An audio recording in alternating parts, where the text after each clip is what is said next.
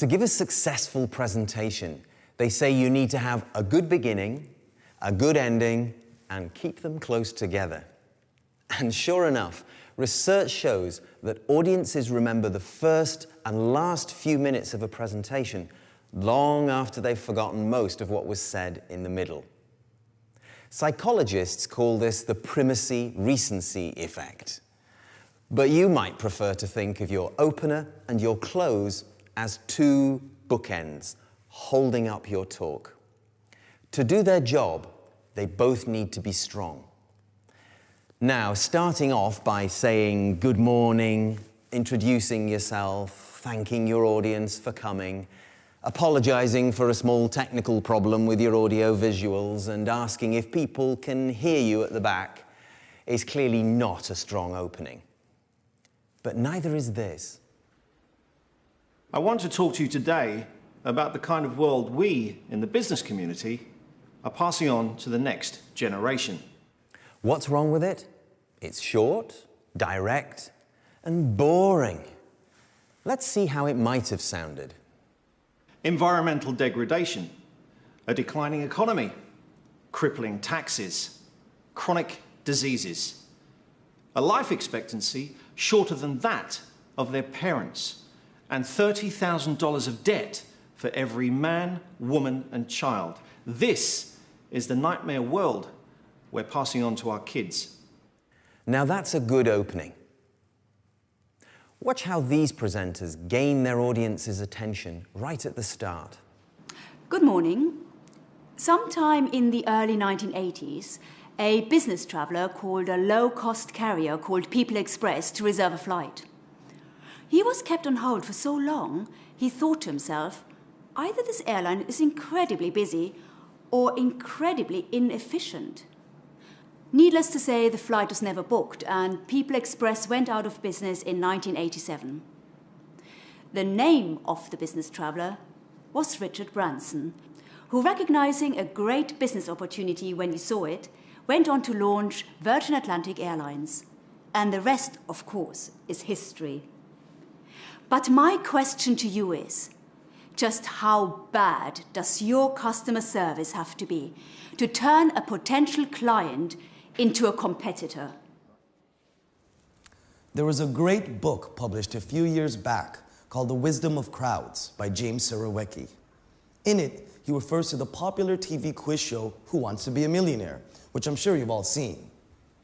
As you may know, contestants can get help with questions they can't answer by either phoning a friend or asking the audience. As you might expect, calling an intelligent friend helps. 65% of the time, in fact. But here's the interesting thing. The studio audience isn't selected on the basis of their intelligence. So how often do you think they're able to answer the question correctly? 48%. 25%? 33%? The answer is 91% of the time. Statistically, that's just amazing, and it proves the power of teams. I want to say a few things about winning. Did you know that in all the major golf tournaments of the last 25 years, the margin of victory has been less than 3 strokes? In Formula One motor racing so far this season, the average time difference between first and second place has been just over 7.5 seconds. And remember last Summer Olympics? In the men's 100 meters butterfly, the American swimmer won by 1/100th of a second. 1/100th. It was so close that the Serbian team, who won silver, even filed a protest. These days, in business as in sport, the difference between winning and losing is practically 0. But not quite. In every case, the winner has that vital edge. The figures I'm going to show you this afternoon demonstrate that we too have that marginal but vital edge. From your audience's point of view, the end of your talk might be even more important than the beginning. These are the words they will be left with after you stop. If you've ever been to a firework display, you'll know that the biggest, brightest fireworks are usually saved for the end. This doesn't mean you have to finish with a bang, but you do want to leave a lasting impression.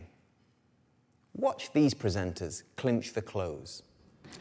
To summarize, whenever we have offered bonuses to incentivize our staff in sales, HR, and manufacturing divisions, productivity has increased, in some cases quite dramatically.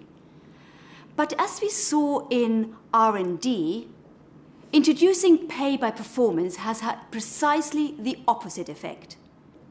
Incentivized research units were, on average, only half as productive as those working without added incentives. What are we to make of this? Well, quite simply, it seems bonuses really do make you work harder when your job is pretty routine. But when your job is creative, incentives just stress you out and actually make you less creative, not more. Clearly, we all need to go away and think of a fresh initiative for motivating our most mission-critical employees. Thanks a lot. As you know, it's a tradition in Asia to quote words of wisdom. So I'm going to be totally predictable and do the same. An ancient philosopher once said, "A man who chases 2 rabbits catches neither." In our research, we've been chasing too many rabbits for far too long. It's time to stop, to prioritize. If there's one thing we now need to do, in a word, it's this: focus. Thank you very much. At the preparation stage, a lot of presenters like to create their close first, so they know where they're going, and then work backwards, finishing up with an attention-grabbing opening. But whichever way you plan your talk, make sure you always give priority to the first and last 3 minutes.